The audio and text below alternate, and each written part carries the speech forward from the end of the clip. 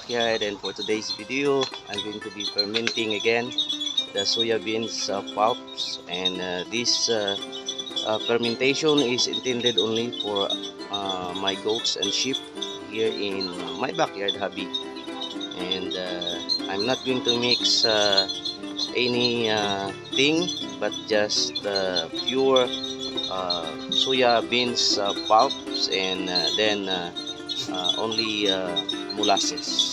And I would like to continue to ask you to support my channel by subscribing and like, share ng aking mga videos, and don't forget to click the notification bell so that you will be updated for my next video.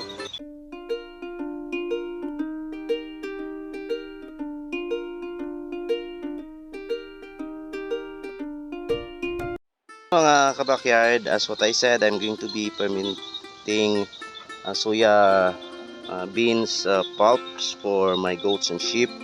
And last night I was able to buy 4 bags of soya beans pulps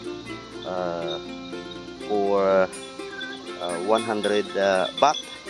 And then I also bought a new drum, a little bit bigger, so that I could put a lot of this, so that we could have more days to feed for our animals. And also I have the molasses. And now I'm going to be starting fermenting this. As what I said, this is purely soya beans pulps and only molasses for my goats and sheep. Let's go! Ito mixture natin. Yan. Okay na to. Yan. Tapos ilagay na natin sa ating lalagyan.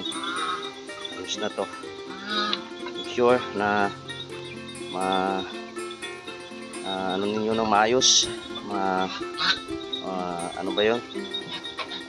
Be able to keep it tight. Kailangan hindi mapasukan ng hangin para maganda yung kalalabasan ng ating fermentation. Kaya tapos na. Yan. Kailangan mayroon lang siyang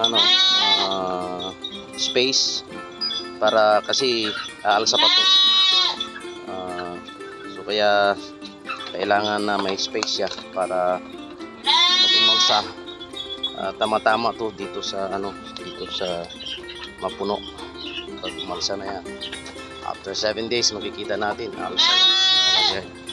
So tapos na yun lang mixture natin. Kung naiwan, ilagay ko dyan sa maliit na lalagyan. And I'm going to ferment more. Tapos na. I-sealed ko na mga kabakyard, at linagyan ko ng plastic sa baba muna, plastic, tapos linagay yung lid niya at saka in-lock na siya. So maraming salamat sa patuloy na suporta at panonood. God bless mga kabakyard. Kabakyard, after 7 days of fermenting, ito na yung resulta ng ating pure soya pulp fermentation para sa ating mga alagang kambing, for my goats and sheep. Tignan nyo, ang ganda ng kanyang pagka-ferment. Wala siyang singaw. Ang bango niya. So pwede na natin ito, ipakain ko na ito sa ating mga alagang kambing ngayong araw, mga backyard. So ito yung ating na-ferment nung last week. Okay lang kung mas sobra sa sa 7 days. Kahit isang buwan hindi naman yan masisira, basta ma-sealed lang natin ng maayos mga backyard. Yan. So ito pa lang yung maliit na drum ating buksan. Ito pa yung isang malaki. So halos siguro araw-araw pwede na natin ito mapakain sa ating mga alagang kambing in moderate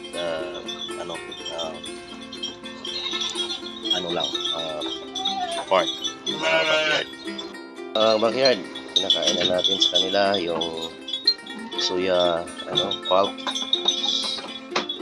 Ayan. Pinakain nila, ayan. Mga backyard.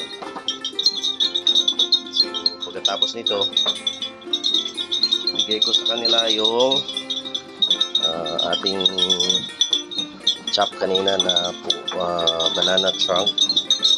I-mix ko lang ng asin saka molasses. After nilang kumain ito, lagay ko backyard. So dahil mayroon tayong maraming na imbak na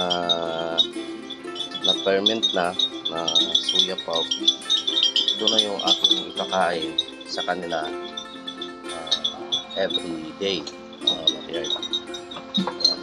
So tingnan nyo mga backyard, ano nila kagusto ng ating soya pulp. Backyard, ubos na. Ayan, na ubos na yung soya pulp sa mga backyard. Ayan, ayan, ayan, ayan. Ubos. Ayan. Ubos na nilang kinain mga backyard. Mga kabakyard, maraming salamat sa patuloy ninyong pagsuporta sa aking munting channel. Please subscribe, like, share ng aking mga videos, and then don't forget to click the notification bell so that you will be updated sa ating next na video. God bless and happy farming.